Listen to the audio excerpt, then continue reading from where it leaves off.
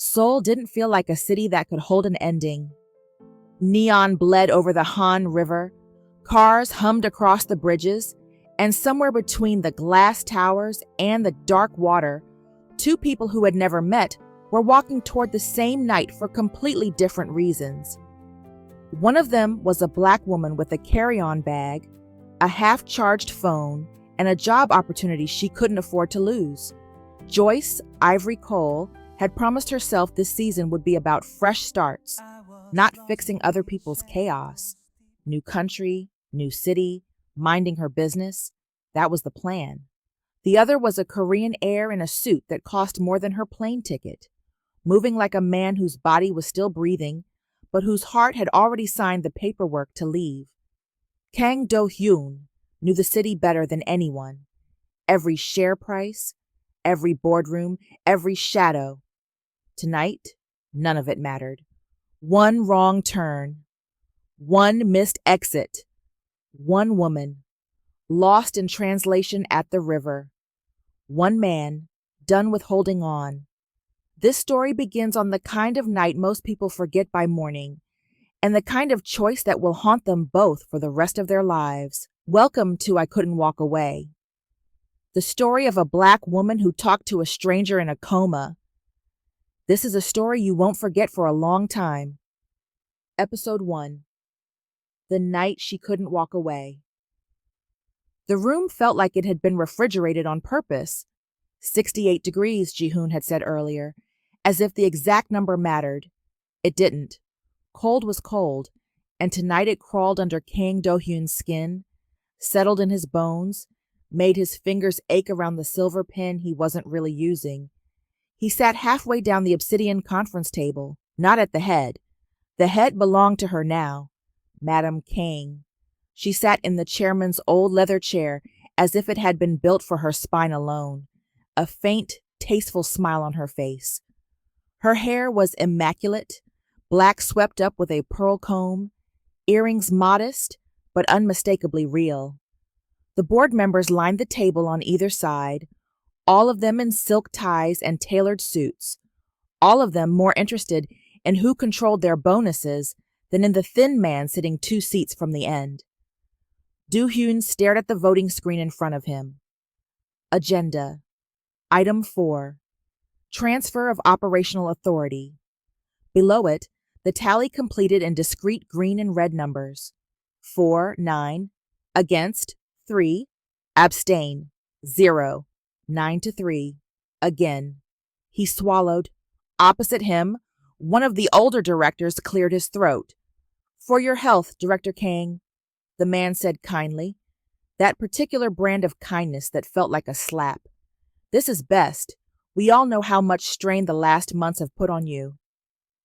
Another small smile from another corner of the table. You should rest, Director, someone added. Leave the burden to us. Us, he thought. They meant her. His stepmother's hand, perfectly manicured, drifted toward the microphone button. She didn't press it immediately. She let the silence stretch first, so everyone had time to remember who was in charge. Very well, she said at last, voice low and pleasant. The motion passes. Not a flicker in her eyes as she said it.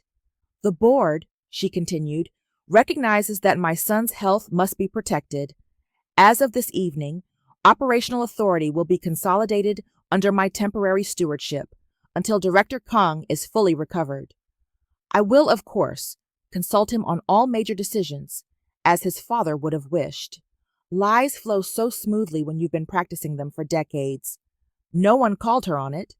Not one of the men around the table mentioned that temporary powers had a tendency to become permanent. Nobody pointed out that the last time she had claimed to be a steward, she'd never stepped aside again. Instead, they nodded. They looked relieved to belong to someone stronger, or at least someone crueler. Ji-hoon shifted beside him, a small, restless movement. As chief operating officer, he sat at Do-hyun's right by default, but tonight he felt further away than anyone else in the room. Director, a secretary murmured, leaning down to collect the tablet from in front of him. For a second, Dohyun didn't move. Then he loosened his grip and let the device slide from his fingers. It left a faint imprint in his moist palms, a phantom rectangle of lost control. He had nothing left to hold on to anyway. By the time the meeting ended, the glass walls of the building reflected a city soaked in neon and drizzle.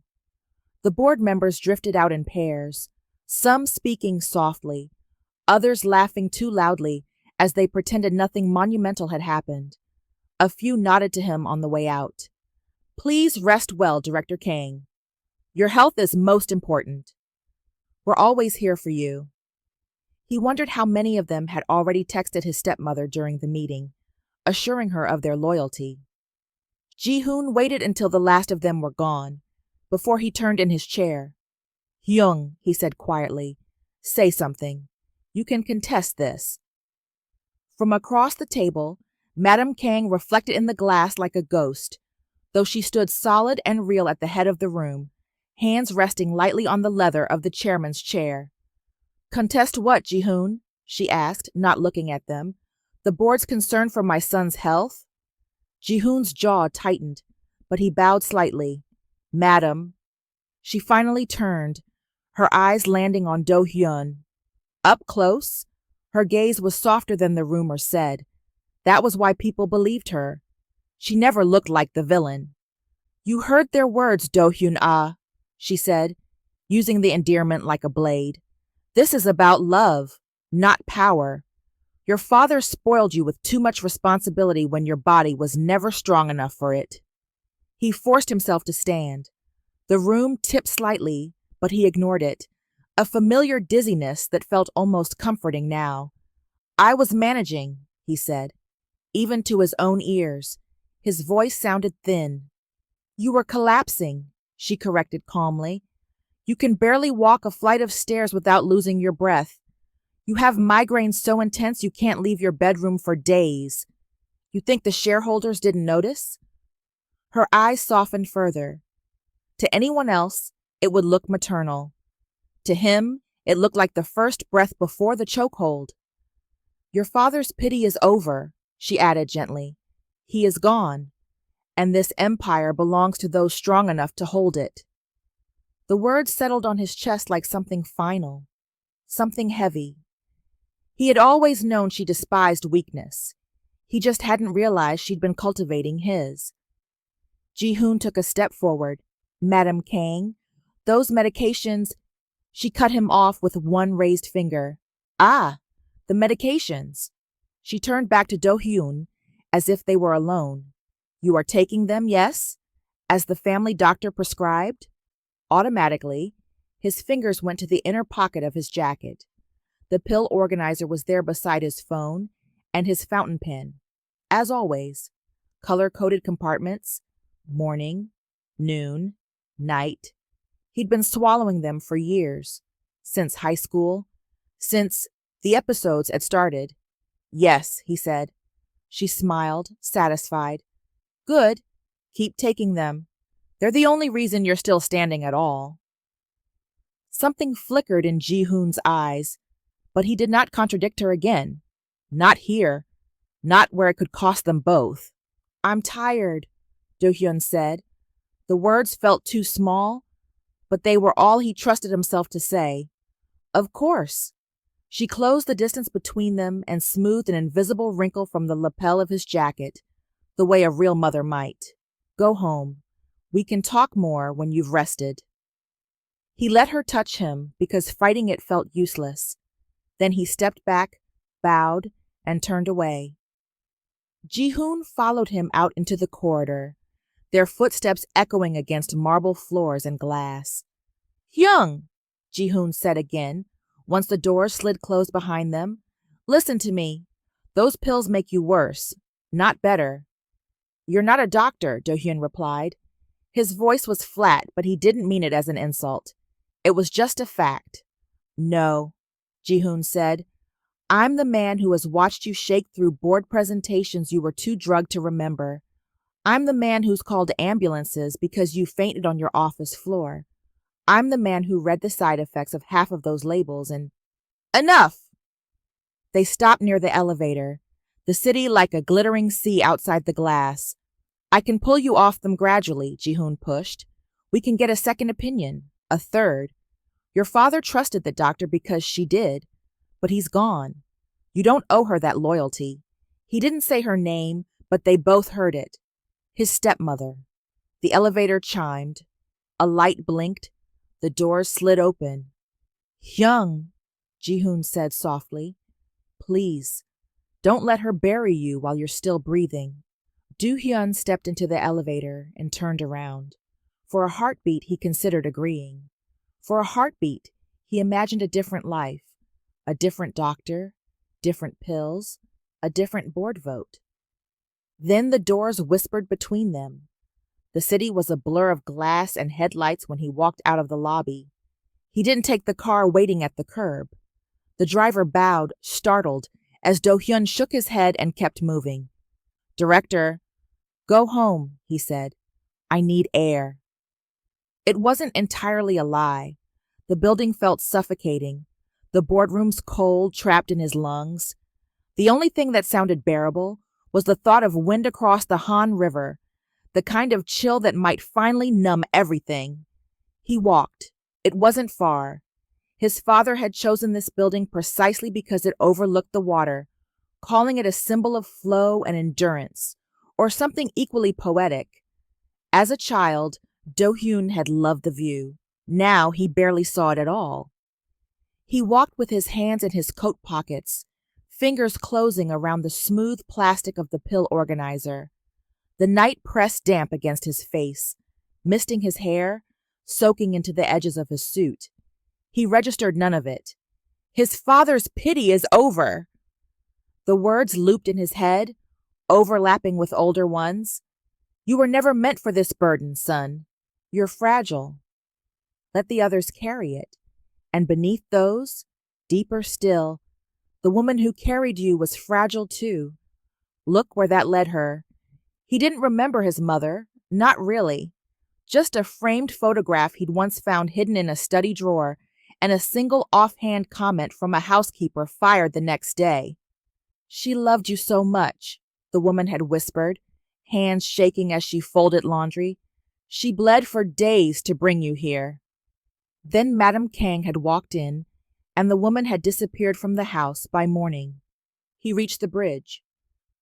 The railings were slick under the weak rain, the river below a dark, slow-moving ribbon, reflecting Seoul's lights like a broken mirror. He stopped in the middle, where the view was widest. Cars hummed behind him. The city pulsed on either side. No one noticed the slim man in the dark coat leaning against the metal rail, shoulders hunched. He set the pill organizer on the flat top of the railing and opened it with careful fingers. Morning, noon, night, white, yellow, pale blue. 6 compartments, each neatly filled. His father's pity is over. He'd always thought he feared death. The migraines had made him cling to each breath like a drowning man. The fainting spells had filled him with panic, not peace. But standing here, with the river's breath rising around him, he felt calmly, terrifyingly empty. No more votes. No more gloved hands offering him tea he didn't ask for. No more waking up with a body that belonged more to doctors than to him. He could just tip forward, let gravity and the river decide what came next. He put the pill organizer back in his pocket instead. No need, he thought numbly. The bridge was simpler. He gripped the railing, lifted one leg, and climbed. Joyce Ivory Cole knew 3 things for sure about Seoul so far. 1. The airport staff were surprisingly kind when you looked like you hadn't slept in 20 hours. 2. The kimchi at the little restaurant in the arrivals terminal had tried to burn a new identity into her tongue. And 3. Korean taxi drivers were fearless. I think it's this district, she said, holding her phone up so the driver could see the address on the screen.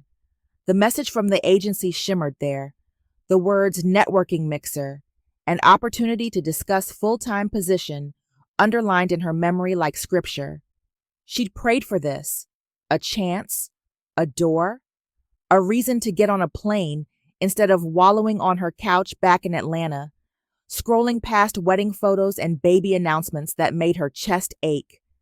The driver squinted at the handle, nodded, and pulled into traffic with the confidence of a man who had absolutely never had a GPS fail in his entire life. Joyce gripped the seat. Seoul at night was a sensory overload.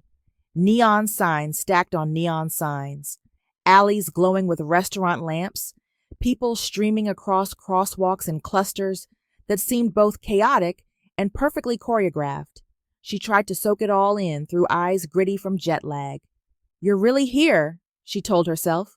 No turning back. The driver glanced at her again. "First time Korea?" he asked in halting English. "Yes," she said. It came out on a breath that sounded more like a laugh. "First time." He smiled and rolled down his window a little as they approached a wide stretch of open space. Wind slithered into the car, cool and damp. The taxi slowed. Joyce frowned. "Is this?" He pulled over near a small parking area that overlooked the river. There was a view of a bridge, a curve of silver lights against the dark water. "Han River," he said proudly, gesturing. "Very famous. Address here, see?" He pointed at the screen. The street name matched the one in the agency's message. Sort of. If she ignored the building number. She checked the time. She was already 15 minutes late. The networking event is in a building. Somewhere. With walls and coffee and name tags, hopefully. The driver just smiled. "You walk little. 5 minutes. Maybe 10. He waved his hand as if to shoo her out gently. Of course. Joyce paid, slung her backpack over one shoulder, and climbed out into the chill. The wind carried the smell of water and something metallic. Her curls lifted around her face, escaping the bun she twisted them into in the airport bathroom. The taxi pulled away, leaving her alone with her suitcase, her phone, and the realization that her battery was hovering at 9%. "Great," she muttered. "Fantastic. This is definitely how all the best life choices start." She tried the map again, but the little blue dot on her screen spun uselessly before freezing somewhere between here and Busan. The building name looked close on the app, but close, in map speak, could mean anything from next door to good luck, sis. She began walking anyway. The path curved along the river, lamps casting warm circles of light every few meters. Couples strolled hand in hand under umbrellas. Teenagers perched on benches, sharing snacks. Joggers passed with earbuds in. No one paid her any mind. "Lord," she said under her breath, "I know you didn't bring me all this way to get lost by a river and miss the one networking event that could fix my life. So, a little help?" She rounded a bend and stopped. Up ahead, a lone figure stood at the center of the bridge, not on the walkway where people normally took pictures, but at the edge, where the railings were higher, the drop deeper. Even from here, she could see he wasn't just leaning. He was climbing. Her heart misfired. No, she thought. No, I'm not witnessing this. Not tonight. The man swung one leg over the rail with the slow, deliberate movement of someone who had already decided. He wasn't drunk. He wasn't flailing. He was eerily calm. She didn't know him. She didn't owe him anything. But something in her chest lurched so hard it nearly stole her breath. "Hey!" she shouted, her voice ripping across the quiet like a siren. "Hey, wait!" He didn't turn. Joyce dropped the suitcase. It toppled onto its side with a hollow thump.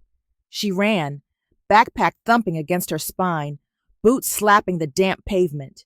"Hey!" she yelled again. "Stop! Don't!" The man glanced over his shoulder then, as if annoyed at being interrupted.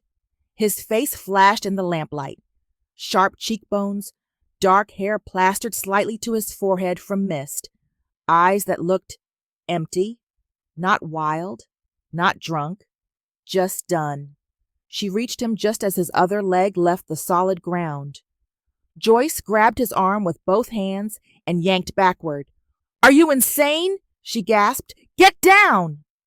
The world compressed into a weird slow-motion tunnel.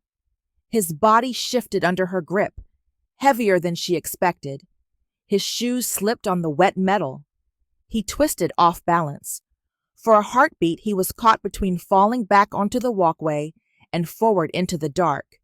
His foot lost purchase. His head slammed against the rail with a sickening, ringing crack before his body crumpled toward the ground. Time snapped.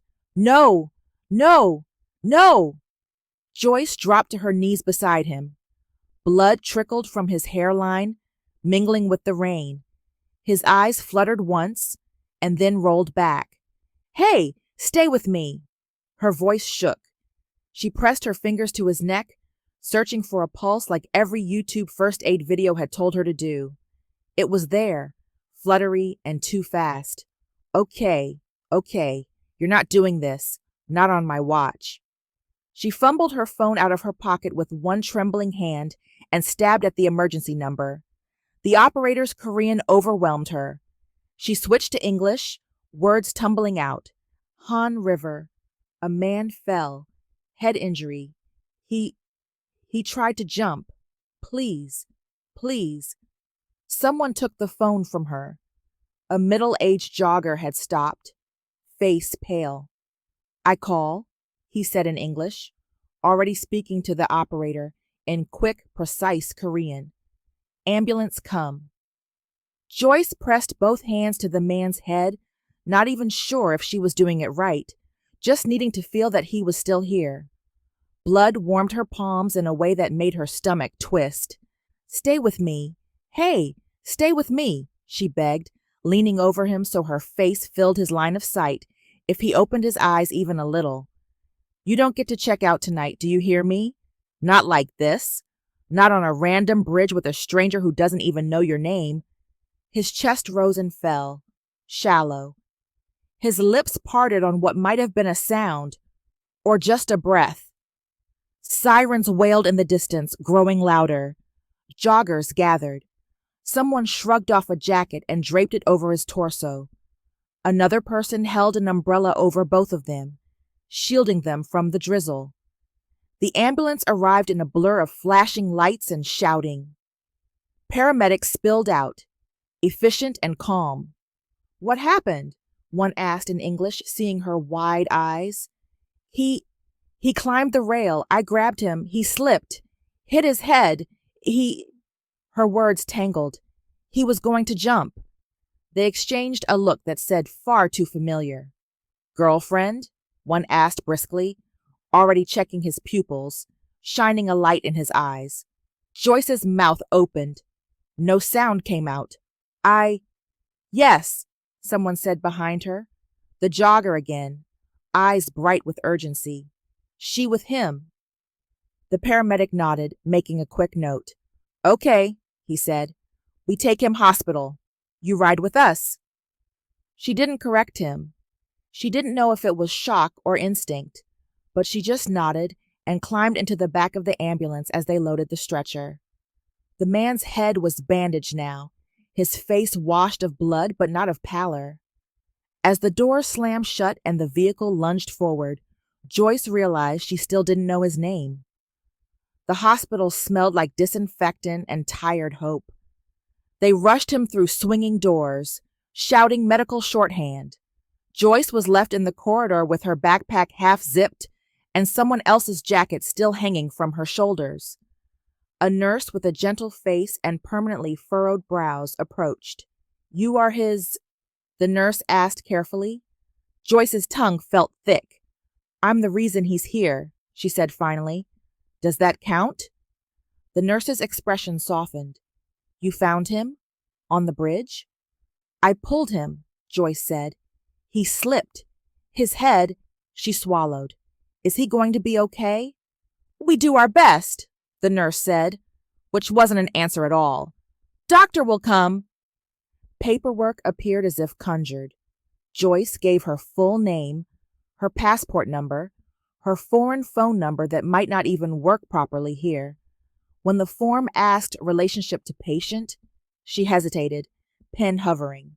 Friend, stranger, witness.